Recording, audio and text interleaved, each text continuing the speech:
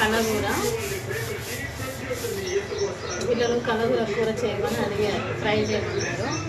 నేను సార్ కూడా ఎన్ని కట్టలు తెచ్చాను, 2-3 కట్టలు తెమ్మన్నాను, 10 కట్టల దాకా తెచ్చాను.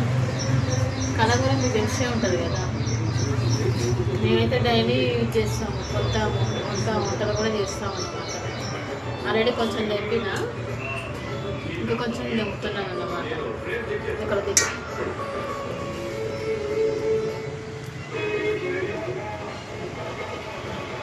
రోజు మా వీడియోలు చూస్తున్నారంటే మీరు రోజు మా వీడియోలు చూడండి, లైక్ చేయండి, షేర్ చేయండి, సబ్స్క్రైబ్ చేయండి.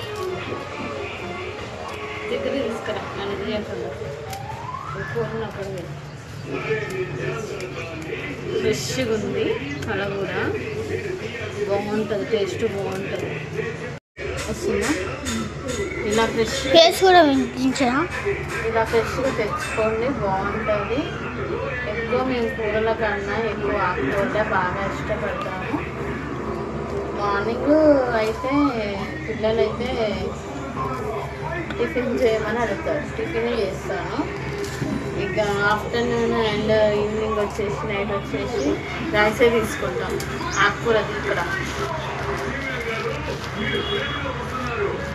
ఆకుకూర బాగుంటుందండి. పిల్లలు కూడా బాగా ఇష్టపడతారు, మా పిల్లలు కూడా బాగా ఇష్టపడతారు. కర్రీ తింటారు, చట్నీస్ తింటారు, పచ్చళ్ళు బాగా తింటారు.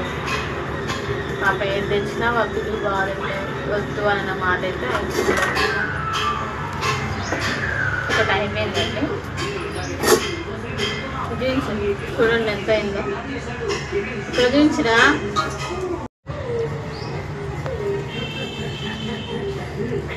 చూడండి ఎట్లా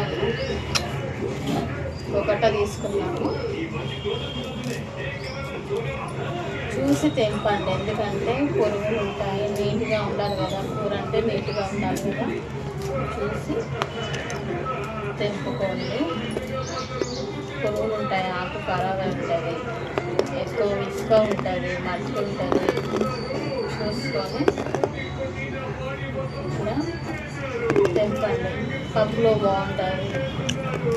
ఇందులో టమాటా వేస్తారు, కర్రీలో టమాటా వేస్తారు, ఆనియన్ వేస్తారు. కూర కన్నా ఎక్కువ ఇది కారం ఉంటుంది సార్. కారం వేసి మంచిగా పోపు చేసి ఒక 10-15 గంటల చూడండి. ఇలా పూర్తి మొత్తం తెంపేసుకొని మిగతా ఉన్నాయి అవి పప్పులో వేస్తాను. ఓన్లీ కొన్ని మాత్రమే తెంపుతున్నాను, పప్పులోకి వేద్దామని. కొన్ని మాత్రమే తెంపాను, కొన్ని పక్కకు ఉంచాను.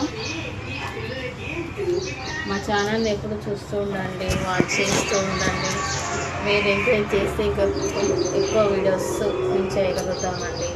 మీకు ఈ వీడియో నచ్చినట్లయితే లైక్ చేయండి, షేర్ చేయండి, సబ్స్క్రైబ్ చేయండి.